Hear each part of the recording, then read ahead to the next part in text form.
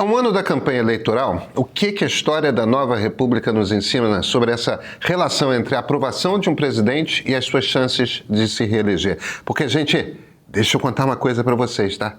Em Brasília e em cada capital com governador pré-candidato, é só nisso que está todo mundo pensando. No Palácio do Planalto. Então vamos lá. Para manter a consistência da leitura, eu vou usar aqui sempre o Datafolha. O número que desejamos usar é o delta, a diferença entre, de um lado, quem considera o governo ótimo e bom, e do outro, quem considera o governo ruim ou péssimo.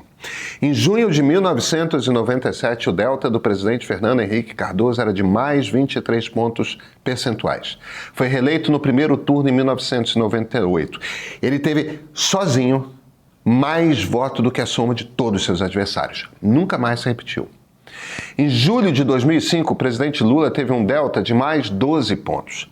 Esse número foi uma queda brusca do Lula em relação à pesquisa anterior. Um mês antes, a Renata Lopretti, hoje no Jornal da Globo, na época na Folha de São Paulo, havia publicado aquela entrevista histórica do presidente do PTB, Roberto Jefferson, denunciando o mensalão. Lula, todo mundo achava antes daquilo, ia ganhar no primeiro turno. A popularidade despencou no segundo semestre de 2005 e ele começou a recuperá-la no ano da eleição. A economia estava muito boa. Ali naquele momento, Lula teve a melhor economia que um candidato à presidência já teve a seu favor na história recente. Foi uma eleição tão maluca que o governador paulista Geraldo Alckmin, que era o seu adversário, teve mais votos no primeiro turno do que no segundo. Mas é isso. Com mais 12 se recuperou, mas ganhou no segundo turno e não no primeiro.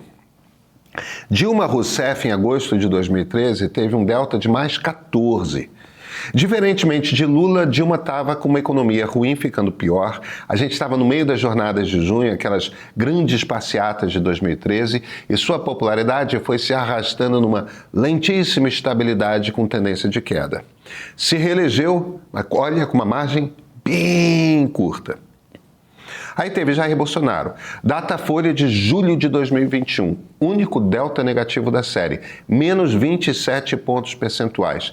Bolsonaro perdeu, foi bastante apertado no fim, mas perdeu. E foi apertado porque ele gastou um bocado de dinheiro em programas de distribuição de renda e outras benesses nos meses de campanha. E aí foi recuperando popularidade. Ainda assim, não deu. Vamos pegar o Datafolha de julho desse ano? Lula tem um delta de menos 11. É melhor do que Bolsonaro, mas é muito pior do que ele e Dilma tiveram. Não tem sequer comparação com o Fernando Henrique. A economia se arrasta, ela não está ruim, mas também não está boa, estagnada. Eu sei, tem um bando de gente aí com números para tirar assim de dentro da manga para dizer que as coisas estão boas, só que não estão. Os empregos que existem para a classe média baixa são precários, o endividamento é muito alto, ninguém se sente seguro nesse momento. Segundo a Quest, que saiu hoje, 46% dos brasileiros aprovam o governo. Tem uma subidinha, é bom, mas 51% desaprovam. A pergunta é ligeiramente diferente e a resposta é binária, não faz o ótimo, bom, regular, ruim e péssimo que o Datafolha usa. De qualquer forma, o delta também é negativo. O Instituto Ideia, na semana passada, perguntou sobre a imagem dos presidenciáveis. 43% veem Lula positivamente, 44% negativamente. De novo, não é a mesma pergunta. De novo, delta negativo. Lula tem fortalezas, tá? A maior está em dois grupos demográficos bem distintos. Os eleitores da região Nordeste aprovam seu governo em 60% contra 37%. É bem bom. No Centro-Oeste, Norte, Sudeste, Sul, ele se ferra. Ele também é forte entre os eleitores com mais de 60 anos. 55% aprovam. O ponto aqui é o seguinte, Lula está no limiar. Essa reeleição vai ser muito difícil para ele. Mas não é impossível. Onde estão as suas fraquezas? Começa pelos jovens. 54% dos eleitores entre 16 e 34 anos reprovam o governo. Lula é um candidato dos velhos, não dos jovens. A segunda maior reprovação é no Sudeste, a região mais populosa do país, 55%. O governo sabe disso. A inflação deve cair no ano que vem e isso quer dizer que os juros também. As contas são aqui do economista Samuel Pessoa. É um dos muitos presentes que Donald Trump deu a Lula. Junta com isso a isenção de imposto de renda para quem ganha até 5 mil e o IR menor para quem ganha entre 5 e 7. Isso pega em cheio a classe média baixa das periferias. gente que tem entre 16 e 34, gente que mora em maior quantidade, no Sudeste. O governo, na boa, sabe o que está fazendo. Se recupera um pouco ali, puxa um pouquinho mais na direção do positivo os seus números. Tudo indica que vai ser uma eleição bastante apertada. O país, afinal de contas, é dividido. E como que a direita responderá? Vamos tentar explorar isso aí? Eu sou Pedro Doria, editor do Meio. Hoje tem um convite especial para você. Amanhã, quinta-feira, dia 21, às 19 horas, vamos liberar no YouTube o episódio 1 do nosso primeiro documentário original, Democracia, uma história sem fim. O filme passou pelos cinemas, está no nosso streaming e agora fica aberto por 72 horas. Só isso. Até domingo você pode assistir de graça o episódio A Democracia Não Descansa Jamais. Na tela, nomes como Miriam Leitão, Pablo Hortelado, Sérgio Abranches, Wilson Gomes ajudam a entender os riscos de hoje e os aprendizados da nossa história democrática. E meia hora antes da estreia, às 18h30 de amanhã, quinta-feira, tem Esquenta Comigo com Ricardo Rangel, que é o diretor do filme, e Christian Lynch, contando bastidores e debatendo os desafios da democracia brasileira. Então já se inscreve no canal, ativa o lembrete e cola com a gente, vai ser especial. E olha, muito obrigado aos nossos assinantes, aqueles que pagam. São eles que permitem que a gente possa fazer conteúdos desse tipo. E esse é o ponto de partida.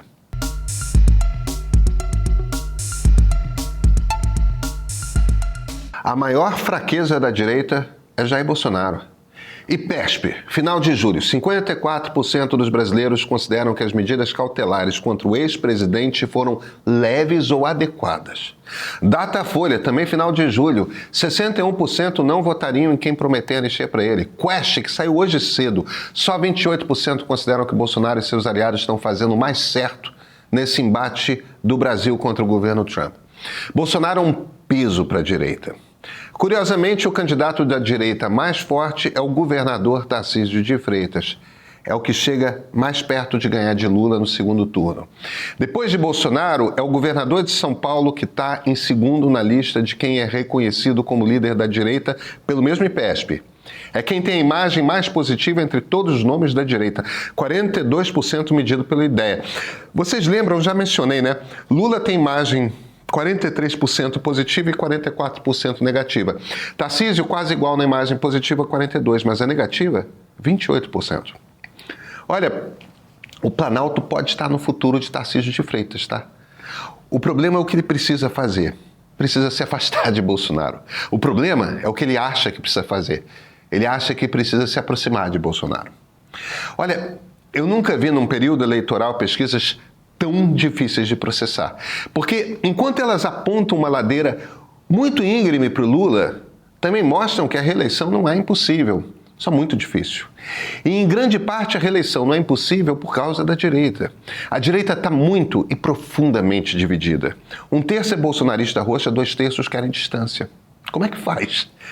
E toda dificuldade, toda bateção de cabeça dos líderes da direita está ligada a esse ponto.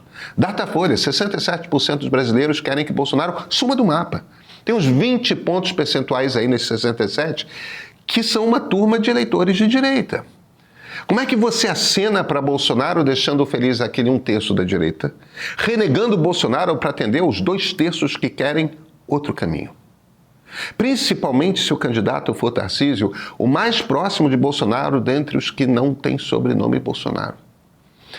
Tem estratégia nesse jogo, tá? O nome da estratégia é deixa o tempo rolar, joga parado. Jair Bolsonaro não deve mais falar em público, está preso preventivamente, será preso em definitivo, tudo indica, em aproximadamente um mês. Aí acabou.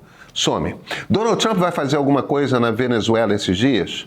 Donald Trump vai enquadrar mais gente na Lei Magnitsky? Donald Trump vai penalizar o Brasil de alguma outra maneira? Como os bancos brasileiros e o Supremo Tribunal Federal vão se entender? A inflação vai cair mesmo respondendo à piora da economia americana? São tantas as perguntas.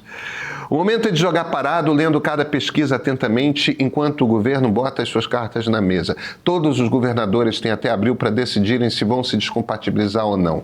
Uns decidirão concorrer ao Senado, outros à presidência. Tem um deles, só um dos pré-candidatos que de fato pode seguir um terceiro caminho, o da reeleição. Ora, pois, Tarcísio de Freitas. É o único que tem garantido os mais 4 anos no Palácio Bandeirantes. Basta querer. Esse não é um ponto de partida muito emocionado, né? Nem um adjetivo forte. Só o que os números dizem. Pode ter gente reclamando de normalizar, pode ter gente reclamando que não dá, pode ter gente inconformada com isso, com aquilo e tudo mais. É só que às vezes a gente tende a aproveitar um momento como esse. Com 3 semanas de diferença, temos Ideia, Quest, Datafolha e PESP. 4 pesquisas de qualidade que trazem números muito parecidos e nos permitem sentir o pulso do país. Pois é, turma, este é o Brasil de hoje. Ei, tem novidade quente por aqui. Na quinta-feira, dia 21, às 19 horas, o episódio 1, A Democracia Não Descansa Jamais, do documentário Democracia, Uma História Sem Fim, vai ficar disponível de graça no YouTube do Meio por 72 horas. Mas é só até domingo, hein? E antes, às 6h30 da tarde, tem um esquenta especial em uma live com Pedro Doria, Ricardo Rangel e Christian Lynch. A gente vai conversar sobre os bastidores dessa produção que é exclusiva do Meio Premium e discutir temas como a trajetória e os desafios da democracia no Brasil até hoje e o que podemos esperar para o futuro. Então já marca na sua agenda, convide os seus amigos e vem participar ao vivo com a gente.